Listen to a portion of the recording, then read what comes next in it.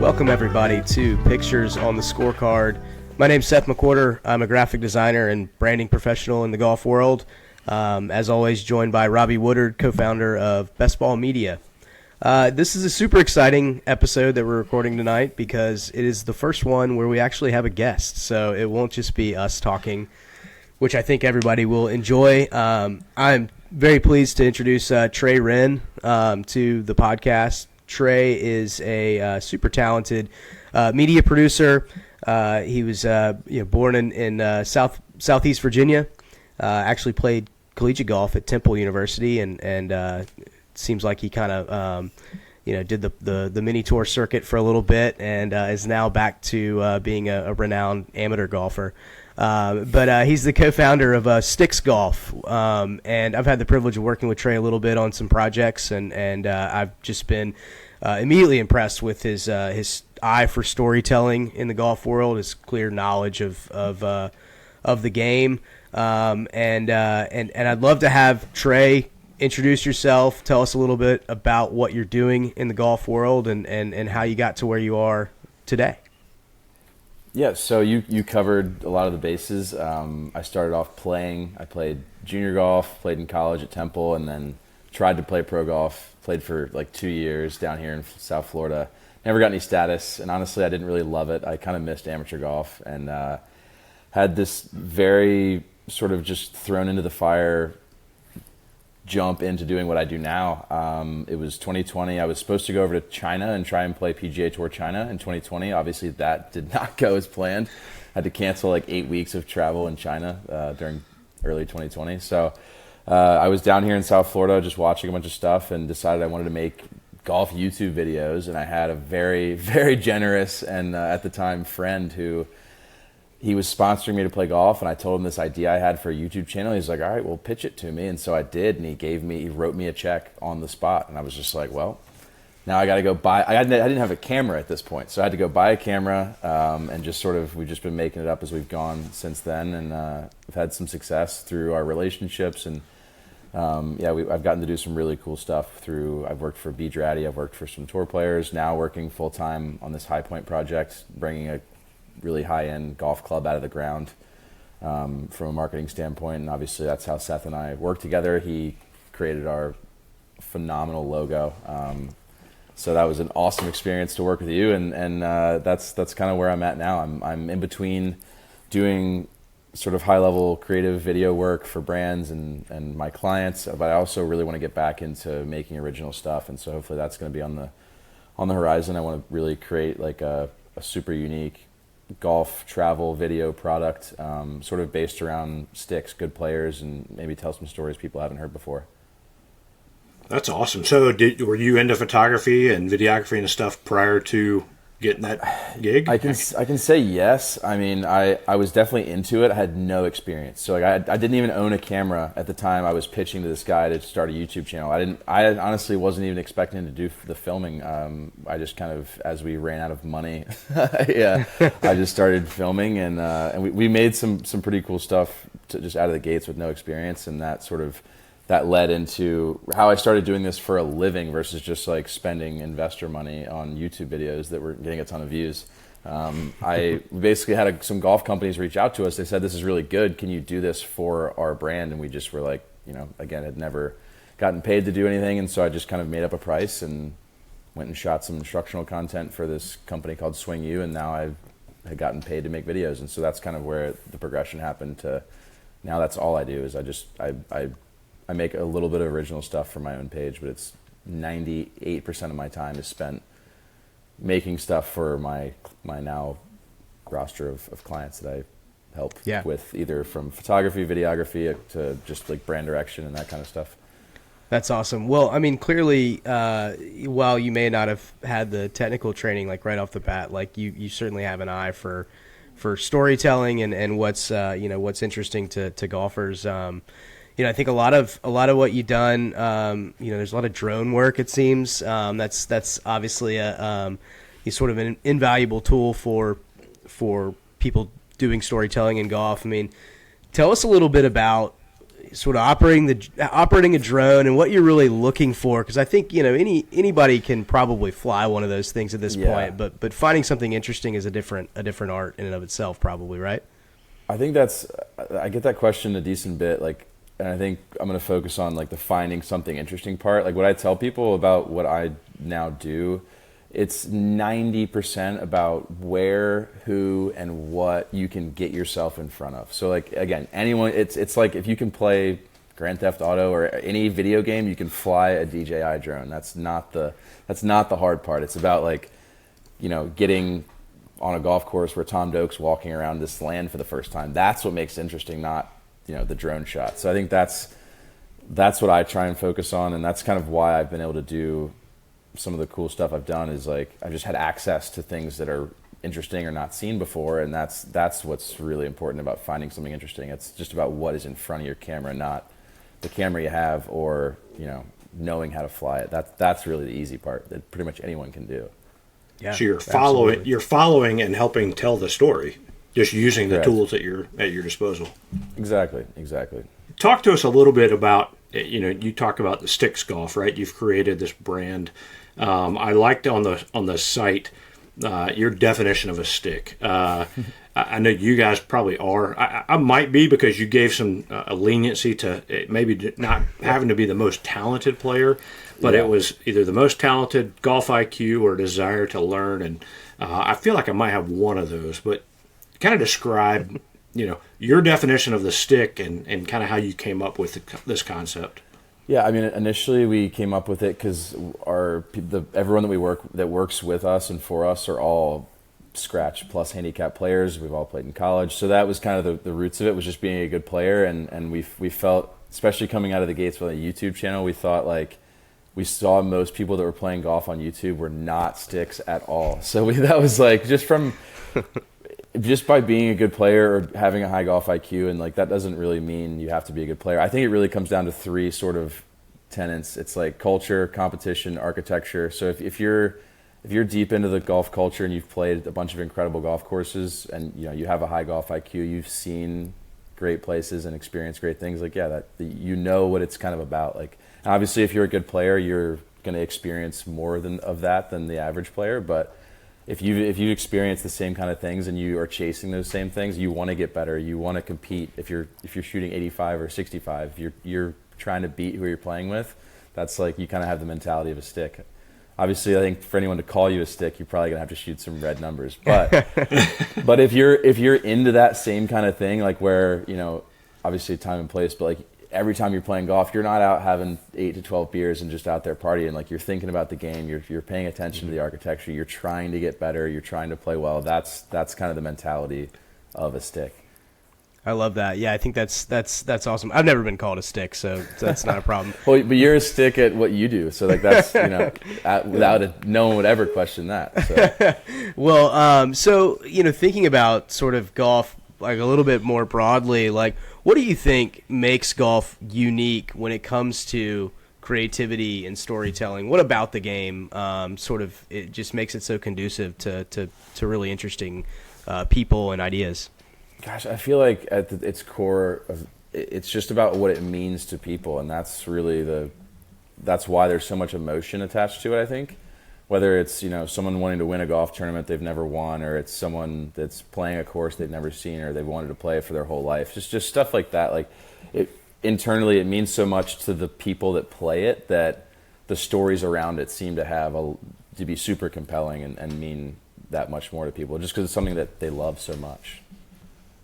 That's been my experience. Yeah, absolutely. I mean, I think, the passion around the game and all the different sort of angles that people come into it is it just makes it ripe for that.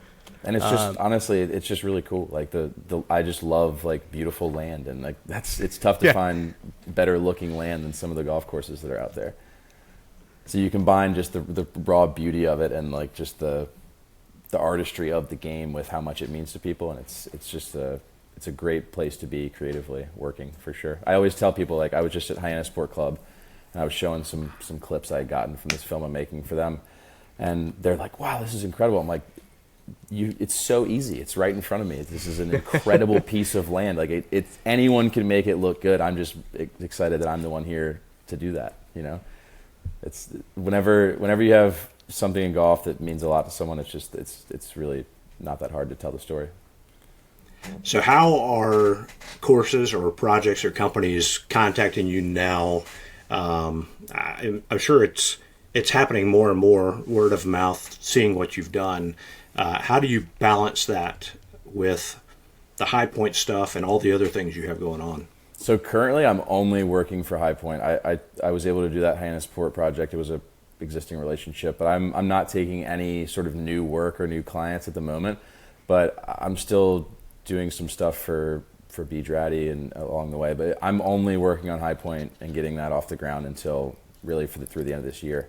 But I'm still getting asked to do stuff all the time. It's like people will DM me on Instagram and honestly, like there's not a lot of people that are like pursuing to film, golf courses that haven't been built yet. So and there's also not a lot of people that build golf courses. So it's a pretty small group of folks that might be hiring me, and luckily I've been able to meet a lot of them, and it's mostly just word of mouth, and I'm having to turn away work just because we have so much responsibility going on with launching Highpoint that I've happily thrown myself into, and this was just an opportunity that was just too good to not be a part of after being asked to be. So yeah, absolutely. Well, I think this is great. I mean, let's talk about Highpoint. I think that's just it's such an awesome story.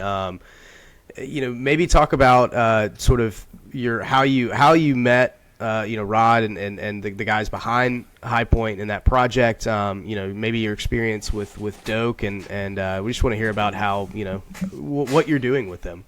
Sure. So there's not guys behind Highpoint. It is Rod Trump, and he must have clones working with him because that man grinds. And so it is the man behind Highpoint for sure. He has a great team around him now, but out of the gates it is just all Rod. And so I met him at Pine Tree Golf Club. I met him before I worked there, but I worked there for 2.5, really 3 years until getting sticks off the ground, just to pay my bills and not have to worry about that as I'm just making content. But so I worked at Pine Tree. I got to know Rod, and then he was a donor to the park in West Palm, where I've been documenting the build of the park for 3 years and actually finishing that film in the next few weeks, which is exciting, but that's a different conversation. So I was filming stuff at the park. Rod saw some of it, and he's like, "Hey, I'm doing this project, possibly with I knew about this before he had even met Tom Doak, so he asked me to come up and film he and Doak's first time walking the land together. So I was there for 4 days. We hung out with Doak for literally the whole time, and it was an unbelievable experience. So that was what kind of kickstarted our relationship, and I just started doing, because originally I was just going to film that, and then I went back again, and ultimately he asked me to come on and help him launch the club. And so my title is creative director, but so I've done all the content, all of our social media, our pitch decks, all the the imagery and the visuals that have gone along with us, starting this club. And we've had incredible success from a membership standpoint. We've got a lot of members that have joined already. We've actually had to kind of slow it down because we've had so much demand out of the gates, and no one's played the golf course yet. So I spent I think 55 days there on site this past summer documenting, and I'm making a film about it, and it's just been a really, really cool process. He's given me full creative freedom. We both developed this logo. It's from a picture that I took, which is I think on the wall right there. It's in golf week. But yeah, so it's just been it started off small, and then I've just taken on more responsibility as time's gone on, and yeah, it's been really, really fun to learn on the fly, but yeah, it's just such cool work. It's been so cool to be a part of. Well, it's special when you get to work with people that that clearly care about what they do, and Rod's passion for Highpoint and the story and bringing that to reality is inspiring to sort of watch and sort of see firsthand in a small way. It's unmatched. Do you want me to tell this the brief version of the story of Highpoint? Yeah, please. That might be helpful for people who are like, what is Highpoint? Yeah. So, all right. Long story short, it was the first golf course Tom Doak ever built. He was 26 years old, basically given a piece of land, a bulldozer, and a dream, and he built a really, really good golf course. It was a public course in Traverse City, Michigan. It was open for 20 years, and ultimately was sold in 2008 during the financial crisis. The original owner died. His son wanted to sell it the whole time and sold it immediately. And so the front nine was bulldozed, turned into a farm, hops farm for beer. The Two Hearted IPA literally comes out of there, which is crazy. But the back nine was untouched, and so it's just been sitting there. And Tom Doak's just always wanted to redo it. He actually tried to get Mike Kaiser and Herb Kohler to buy the land with him, and they said no, like we don't want to have to redo this whole place. And so it's just been sitting there since 2008. And Rod was trying to buy a different golf course in the area, Kingsley Club. That fell through. He heard about Highpoint, and basically since he heard about it, it's just been full steam ahead. He owned the land almost immediately after hearing about it. Had the meeting with Tom Doak, and off we go. And since then, it's just been about selling this mission we have, where we've turned away a lot of people that have wanted to write checks. Like it's not a sales situation. We're trying to create one of the next great golf clubs in the world, and it's been a pretty selective process membership wise. And we built a golf course last summer. It went from nothing to we've shaped and seeded all 18 holes. So it's the progress has been just crazy, and it really, now that I just laid it all out like that, it's crazy how much has happened in the last 2 years. Yeah. Since we first went up there. Our first trip was in May 2022, and that's obviously coming up on 2 years. And yeah, it's a lot's happened, and it's been crazy to be a part of making it happen. You had a great video on your Instagram page from, I think, back in August that was basically telling that story with images and stuff, and it was very well done. Thank you. Appreciate that. Yeah, that's one of my favorite things I've done for this project, for sure. Well, I think the logo is kind of interesting, and that's kind of the tiny little part that I got to interact with Rod a lot. But huge part. Well, it was fun. Like there's a lot of that backstory is ripe for a lot of interesting branding opportunities. But ultimately, it came back to something that was so personal.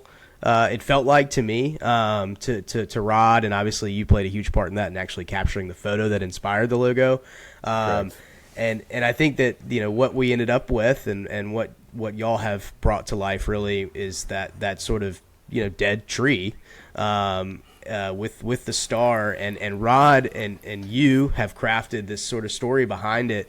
You did it much more eloquently than I could, even though. Maybe I helped draw it, but talk about maybe just sort of the idea behind that logo and what it means to you guys. Sure. And so before we even came to this, and we really came back to what this ended up being, we had tried a lot of stuff. Even before we'd worked with you, we had a lot of different concepts. The old logo was an arrowhead. There was we tried the hops. We went in a lot of different directions, and none of it really felt right. And ultimately, Rod printed out this picture I had taken of this, 10 or 12 foot tall dead tree that's sitting on top of a hill that looks out over the land that will become what is now our front nine.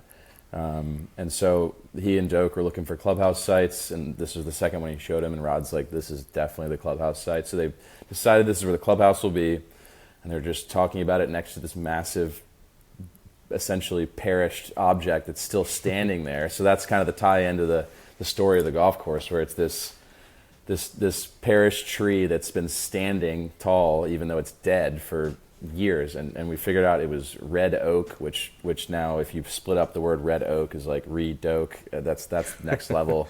But and then obviously we added the star, which is it's a high pointed star, so that ties back into the name, and it really is such a unique logo. And if you look at it the first time, it might not make sense. Wait, let me just pull it off here we go, as I'm talking about it. So that's the tree, and then obviously the star is not a normal looking star. So that's our logo, and that's kind of the story behind it. But yeah, that's really what it means. And then this is our members only logo in this colorway, red, white, and blue, which are our club colors. So got that next different version of it too. And actually, Seth, we need to talk at the end of this call, because we actually might have to make an extra one final. I love it. Final form factor change. We might be going away from, how we changed the branches. We'll talk about it. That wasn't the reason why we asked you on for me. No, and it's actually very convenient that this can just save an email that I was supposed to send you. There you go. Nice. Well, yeah, Highpoint has been great, and clearly it's allowed you to flex your creativity and show off the skills that you clearly had and have accumulated really quickly. Maybe let's kind of shift to talk about what else you want to do with Sticks Golf, with looking kind of in the future. You clearly have this affinity for college golf and that experience, and you put out some really interesting content in the past couple of years around college golf. Maybe just talk about some of that and what else you'd like to be doing. Yeah, man. I mean, that kind of stuff is spot on with what I want to be doing. Like I said, this Highpoint project has been incredible, and it will be an unbelievable feather in my cap as far as creative consulting, essentially. And so I definitely want to do more stuff like that, help launch future clubs, or at least just do branding and content for more places coming out of the ground. But yeah, I really want to make original films. That's kind of where I think Sticks Golf is going to live in the landscape. I'm bringing on a couple new folks, and I have some more people that are going to be in to basically make a high golf IQ YouTube channel where we go on golf trips. We go check out really nice places. We have access. Like, again, it's all about the access. We already have access to, just the places that you can see behind me.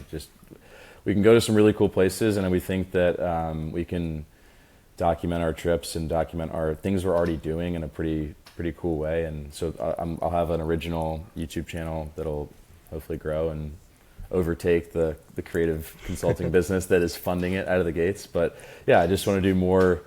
I'm really open to do anything that involves a good story and interesting people, interesting places. That's what I'm looking for. I just want to expand what I've seen and who I've seen it with. That's really the only goal, and just whatever's going to follow that. I think that we can build a brand around this idea of being a stick and just, diving into golf for more than just the experience or trying to play well. It's all of it. You want to play good. You want to play the best places, and that's kind of the idea that we're going to build a brand around. Like, I want to shoot under par at the nicest golf courses in the world, and just go make films about that with my friends. That's kind of the big picture hopes, plans, goals. I think there's a great room for that, because so much of the YouTube golf now is, I don't want to say gimmicky, but it's like trick shot or I don't know. Yeah. Big person versus big person, and let's see what we can do. So, yeah. Right. There's not much like authenticity in the golf YouTube world. It's either like what you said, it's either like comedians that are playing golf, and that's great. Like I have played not a lot, but I've played golf with Fat Perez. We're both from Virginia. What those guys are doing is awesome. Yeah. Barstool, same thing. Fine. Good is what it is. But like, I don't think there's I'm an action sports guy. I relate it to surf movies, snowboard movies, where you have super talented people that are just going and chasing the sport. They're not trying to shoot a score. They're not trying to win a contest. They're just on some incredible trip that most people that do their sport could never go on, whether it's, because it's too expensive, it's too far away, they're in Indonesia. But you take a talented crew of super passionate people and go to a place that's either super private or super expensive or super far away that most people couldn't go to but would love to. Like I'd love to take 8 people that can shoot 65 to Tara Edie and just turn them loose. Like that stuff like that is what I'm going to make, and just a matter of when I can figure out how to pay for it. I would love to watch that. That would be a blast to watch that. That's awesome. I think that again, it just comes back to the different angles that we can sort of view the same game, and how it all sort of, there's room for a lot in golf. Yeah. And I think that would be certainly a unique angle. I mean, just sort of bouncing around a little bit. What, do you have any sort of golf heroes? Obviously growing up, we talk about, as a competitive golfer, I'm sure it was professional golfers, but maybe looking around now, is there anybody, if it's related to what you do, great. If not, whatever, who do you kind of look up to and sort of admire in the golf industry? In the golf industry, I would say, like, within the creative space, you're asking? Yeah. Yeah. I mean, Christian Hafer's been, I don't know if I could call him a mentor. He's definitely a friend, and he's helped me a ton. I'd love for him to be a mentor of mine. We haven't spent enough time together yet. But so Christian Hafer's one I definitely look up to. A guy named Lee Norwood, who's the creative director for Summit Golf Brands. He is unbelievably good at his job. I've worked a lot. That's who I work for on branding stuff with Dratty, and he's phenomenal. Let me think. I love Jason Jonke. I don't know if I'm saying his name right, but Jason, he's unbelievable. Basically, Golfers Journal, everything they're putting out, that's kind of the quality standard that I'm hoping to get to. So everything they do, I'm just eating up. I spent a lot of time at the Renaissance Cup with Eric Lang. I actually I'm sure he won't see this, so I'm going to say this. I went into meeting him hoping not to like him, because imagine this. I'm at a 3-day event and saying I make golf films, and Eric Lang is here. I'm like, yeah, no one's going to know who I am. So that was like my intro to Eric, and then he was super genuine. We spent 3 hours talking at dinner, and so Eric Lang and he's helped me since then. So I think he's definitely someone I look up to. Again, from a quality standpoint, I don't want to make what Eric makes. I don't want to make what the Golfers Journal makes, but they make some really, really good films, and so I want to take their level of quality and apply it to my stories. Yeah. So that's kind of who I look up to. And another person I'll throw out, my friend Brad Gale. He's one of the best creative and like talented players on the planet. He's currently learning how to build golf courses under Tom Doak, but he's a design guy. He's an artist, like true artist. But he played for 8 years on the PGA Tour developmental level. So he's a good buddy, and he's someone that he's like a Rick Rubin figure for me. I just send my stuff to Brad. If Brad likes it, I'm just like, I've done great work. That's great. That's kind of who I look up to / bounce ideas off of. Yeah, I mean, I think that's something as a creative in any industry, when you're able to identify those people that sort of influence your work, and not that you're like always seeking validation from people, but especially when you meet your heroes and it doesn't ruin it, and they actually are super awesome, genuine people. It sort of re-energizes you. At least that's been my experience. 100%. And I think you've got. I mean, you've obviously got a lot of incredible work ahead of you, and we can't wait to see what you come up with. The action sports analogy to golf, videography and is not something I've heard before, and I think that's so interesting. And there's some really cool stuff out there in other sports that I think bringing some of that into the golf industry is really interesting. And there's so many parallels though. Look, I mean, like we'll just use, I surfed this afternoon. Let's use surfing. Like the conditions are always changing. It's just completely an individual act. It takes forever. You're out there just sitting around for most of the time, and then for 10 seconds is like unbelievable ride. So it's just this amount of effort that goes into a ridiculous thing. I think that's a big comparison. But I think that you're going to make the 100-foot wave versions in the golf industry. Honestly, not even that. That's like going to be that's like a 100-foot wave would be like comparing to like full swing. I don't know if that's still into like but all the like behind the scenes stuff that's on that documentary is by the way, phenomenal show. I would love to make something like that. Don't get me wrong, but I think I'm thinking more like in surfing, you can either be a free surfer or a contest surfer, and you can get a bigger contract to be a free surfer, and like that does not exist in golf. The only way you can make money is someone playing golf. And well, nowadays YouTube golf is showing that this might be real, but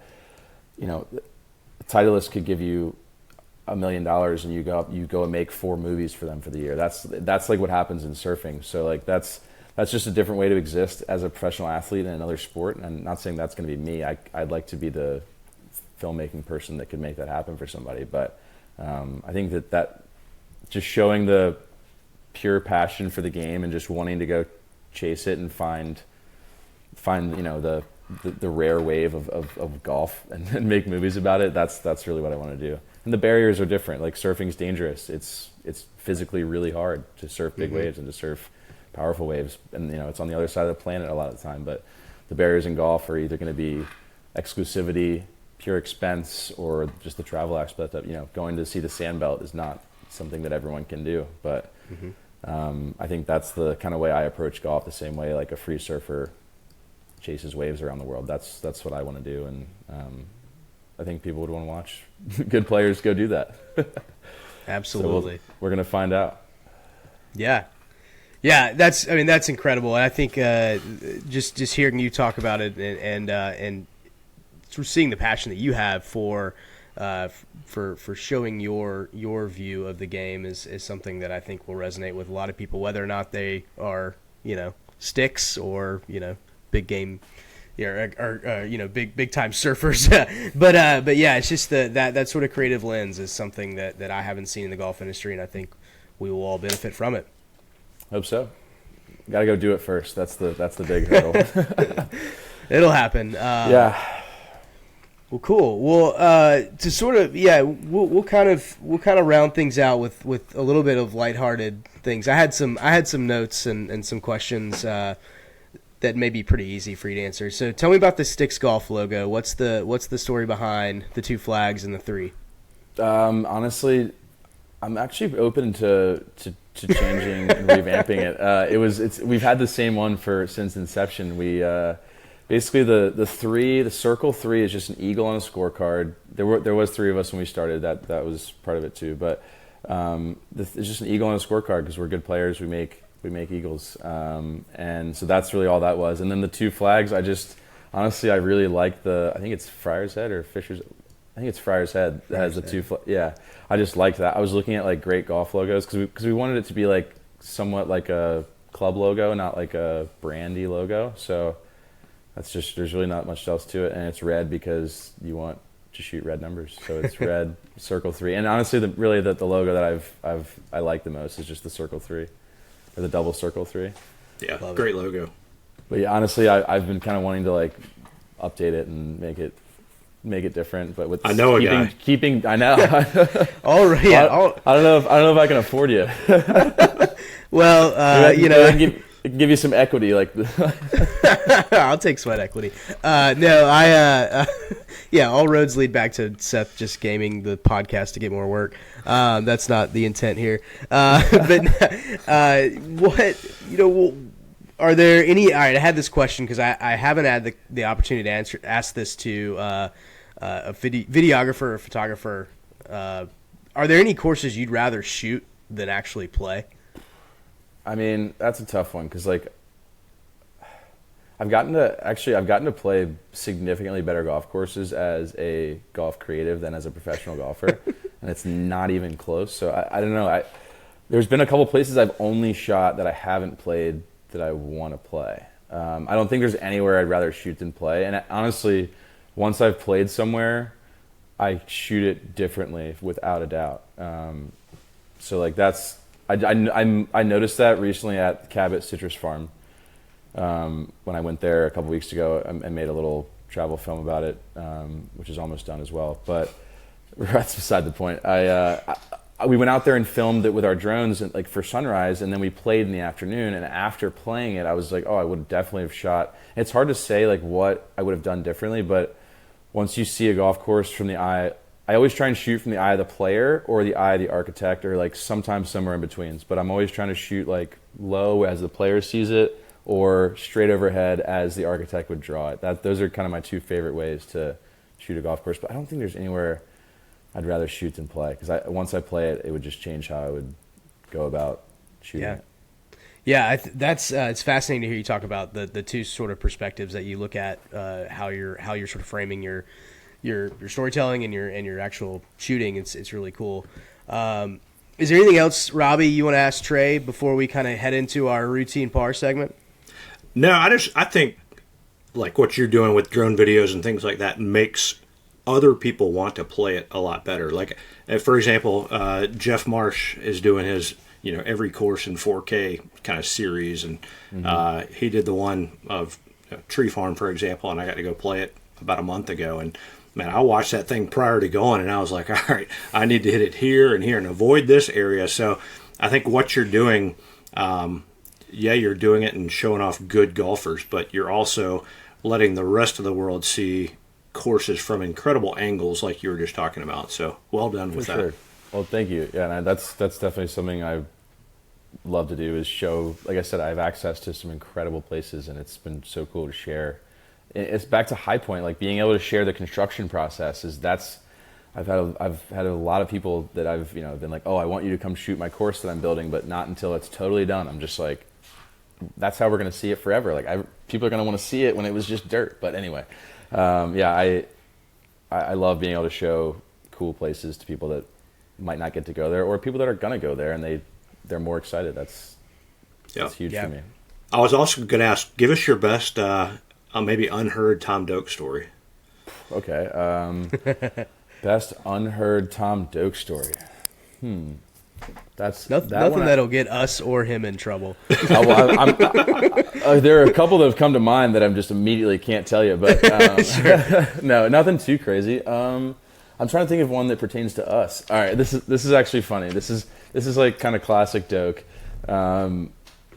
So I'll tell you this one. So I basically, like, he's phenomenal in front of a group of people talking about golf courses, especially his golf courses. And so anytime he's like leading a tour, like I'm trying to film it, and nothing changes when he has the mic on, but I think in his mind, like, the mic is going to kind of censor him a bit, but then he forgets about that like 2 minutes into a 2-hour day, and he just rocks. And so he had this phenomenal line to me. I've mic'd him up like 5 or 6 times at this point. I'm like, we had a member tour. It was like probably 40 or 50 people walking the golf course with him, and I've been like nervous about going up to him, like, to put the mic on him because I know he doesn't want to have it on. I'm just like, Tom, can I throw this on you? And he just looks at me. He just goes, if you must. And then just full disdain for me, like, just not happy about it. But then he just goes and just crushes it, and we got some phenomenal stuff out of that. So, like,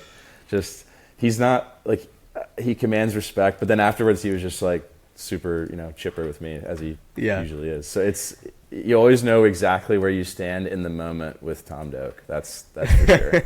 Yeah, I can imagine there's a lot of stuff you probably caught on that mic that you can't honestly use. Not he's not even like, he's not really like that, but it's more like, I don't know what the best way to describe it is. He doesn't like say things that would be controversial or offensive. He just, like, sometimes can just go down these rabbit holes, and I'm just like, well, I have no context for this, so I'm never going to use it. But I've got 5 minutes about him talking about a green on a golf course I've never seen. That's It's more stuff like that than it is like anything negative or bad. That's awesome. That's great. He's one of the most honest people I've ever met, and that's gotten him in some hot water over the years, but wouldn't change him for the world. Yeah. Well, Trey, thank you. I can't wait 6 months down the line where you could come back and you can talk about your trip to Terry Eady and all these. No, I'm just, like, wherever you get to go. I think I've got a couple good ones on the docket for this year, but not Australia or Terry Eady, unfortunately. Well, but yeah, it's clear that you're going to do incredible things in the golf industry, and I think we'll all benefit from getting to watch it and to learn more about it. So we'll kind of launch into the routine par segment. There's just a few things that Robbie and I have seen in Instagram, wherever, in the golf world over the past week or so that we found interesting. The first one I'll start is actually a personal experience, so exactly the opposite of what I just said. I got to play, so in my little town of Rome, Georgia, there's a country club. That's where I play 90% of the time. There's a great public course, Stonebridge. And then there's Callier Springs. And Callier Springs is like a 9-hole. They had a clubhouse like 5 years ago. It burned down, and now it's just the husk of the old clubhouse. They have an incredibly active, it's not a membership, it's a public course, but they have these awesome 2-man tournaments throughout the year. And I got invited to play in one with a buddy, and it was just it met every expectation, and it was just probably the antithesis of a lot of the courses we've talked about tonight. There's no grass. There is grass, but it's few and far between. But I just had the most fun, pure golf experience with some buddies, and it was a competition. People from all walks of life, men, women, all ages, and it was a really cool experience to see how golf can bring people together. And some people, these are good people. These are some probably not great people, but they all love golf, and it was a slice of life at Collier Springs in Rome, Georgia this past weekend. So I had to mention that. Man, just to jump in, my favorite comparison to that, what you're talking about, is you can get a great meal at a Michelin star restaurant, and you can get a great meal from a cart on the side of the street, and that's what you had. You had some street food, and it was delicious, and you enjoyed it. It's It's more about who you're with and what you're eating. That's exactly what I love. That's Amen. Great. It sounds like a documentary is in order there. We'll get sticks to roll out there. You might have to blur some faces. I don't know. Might be some wanted figures. Yeah. There might be some more. No, I'm just kidding. They're all great people. It was awesome though. That's incredible. All right, I got one, and this is not to blow smoke at both you guys, but I just want to point out the @Highpoint Golf Instagram page. What you are doing with the content is amazing. Again, I point back to your video of telling the story, but also Seth, the logo, and how you guys have worked together is really cool, and it will be fun to continue watching it. Well, thank you. Appreciate you saying that. Yeah, I've just been. Would you believe I haven't shot anything since October? I'm sure you can tell because all my transformations just end in October. But I'm really excited to get back up there, and I'm living there this summer. I'm gonna be there every day, and so I'm gonna have some stuff just churning out of northern Michigan this summer. I'm super excited to kind of pick up where we left off.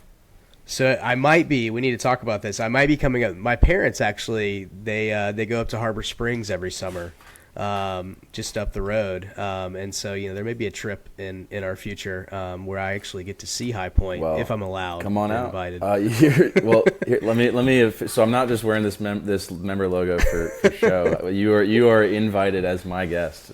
Yes, and Rod's guest. Awesome. We'd love for you to see the real tree. But of course, the golf course too. You guys are both more than welcome if you can make the trek. Although it's a pretty easy place to get to. I'm not selling or anything, but it's right next to the Traverse City Airport. So, come on up.